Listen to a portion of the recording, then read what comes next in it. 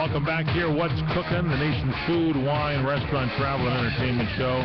I'm Michael Horn along with Paul Stern. Where are we headed, Paul?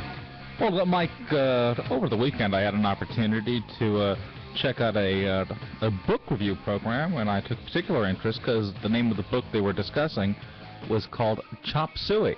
But what's a book review program? A book review program on public television on one of the various book review channels. I think it's a access show of sorts. But they were doing a program from a public library, and the name of the book they were reviewing was called Chop Suey, and it was a cultural history of Chinese food in the United States. Boy, I tell you, watch that Person's Unknown tonight, and you'll get all you want to know about Chinese food. That's all these people eat every single day. Well, that's what kind of made me think about it. When you mentioned the Chinese food, I was thinking about this program on Chinese food in the United States, and apparently, I did not know this, but as the program, or as the book kind of states, that in the United States, Chinese food went literally almost unchanged up until like the 1980s. Yeah, I can tell you that.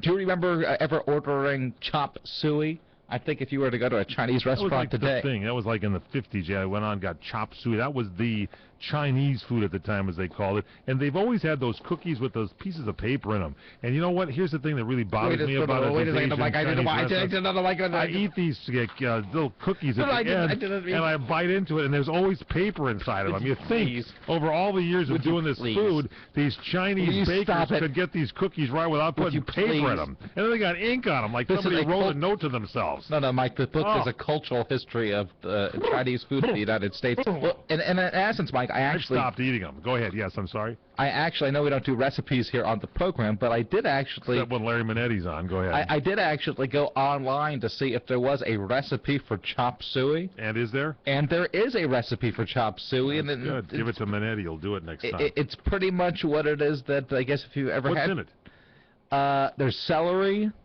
onion... bean sprout.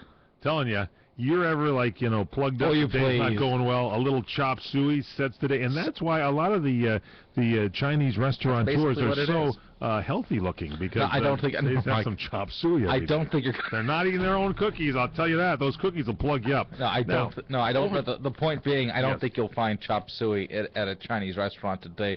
They've completely changed. No, they have. They don't have it at all. No, and the reason bring back history and bring back the chop suey joint. No, I don't mean to try to take this program to a different level, but sir, I don't want any more apparently Chinese cuisine changed during the time of the communists, because those that were chefs, gourmet chefs, were forced to either leave the country or they went to well, you mean leave our country? Hinterlands. Our country they left? No, they left to China during the time of Chairman Mao. Yeah, and that's why we got all the chop suey and stuff over here. It was good. No. They brought the cuisine and the old family recipes with them. I don't think the chop suey had anything to do with the time of Chairman Mao.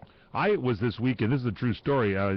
Father's Day weekend, everything, barbecues and stuff. I went over to a friend's house for barbecue, and it was going to be a very nice, like a halibut, very nicely grilled and everything. But unfortunately, and this is something for those of you that are firing up the old barbecue for the first time, you might want to check things out, because they apparently fired up the old barbecue to heat it up, and there was a rat's nest in there with apparently a rat in it. And let me tell you, they cleaned the barbecue and everything, but I thought there was like a nice wild flavor to the halibut. That I don't know if anybody heard about this. Good eating, I'll tell you that. And they did not have any fortune cookies. Did people actually eat out of a barbecue that was, I guess, home to a rat's nest? Yeah, you have to clean them out first. Because I don't know if you heard this over the weekend. Yes. At a local meat packing plant. What'd they find there? Meat? I hate to say this, but one of the workers had his leg amputated. Oh, I heard. What are you bringing this? This is a terrible story. Why do you bring up the bizarre? Did you hear that same story? It happened like 3 in the morning. It was really weird. It's like a terrible story. Some guy fell into and he never fell into unconsciousness. Ugh.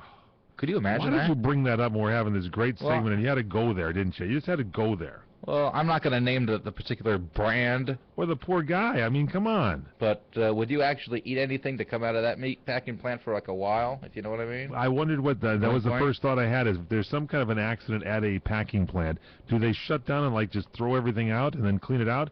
I know in the case of the barbecued rat, Cabernet Sauvignon I would recommend, ladies and gentlemen. a Bond. A Bond Cabernet Sauvignon goes really, I don't know, there's something about it, just the wildness and the just the intensity. Good thing our good friend out of Yountville, California, Bob Hurley, wasn't around. He could have cooked that thing up into something fierce. I think Hurley must have had a couple of these over there and snuck them on the We'll ask him next time we have him on the show, Jack. Yeah. Make a point to remind us to do that. No, they cleaned the barbecue up and everything was fine. But, you know, it makes for a tasty, I'm telling you, it brings a delight some other fine garden pets that might be good. Ground squirrel. You know, and that's my new book, the Jed Clampett Cookbook, ladies and gentlemen. Possum, we can do that on there, you know. Maybe a wild bird. There's a lot of things you can get by just, you know, leaving your barbecue open in the wintertime and then delighting yourself with the season's first barbecue in the summertime. I'm getting hungry as we speak. I know, it's really tasty. Boy. But again, you know, chop suey, I think you can still get chop suey. Oh. I think you can order it up somewhere. On a higher note, our good friend Stefan Richter, former Bravo top chef and the executive chef over at the Bellagio's Kitchen a la carte. Yeah. What about him? At his restaurant in Southern California, he is doing something what has been described as an interpretation of a Big Mac. Really? So he's stolen another recipe, has he? some kind of slider variation. Well, I'll tell you, the Los Angeles Daily News did a review on Firenze Osteria with our good friend Chef Fabio. It only got 2.5 stars. I've been there. I thought the food was good. They said, when we come back, I'll tell you what they said. Everyone's so tough on Chef They're Fabio. really tough on him. They said, boy. They said get appetizers or desserts. They're the best. What does that mean? That's what they said. It's terrible. That's ridiculous. That's not what you want to hear. We'll continue. In these economic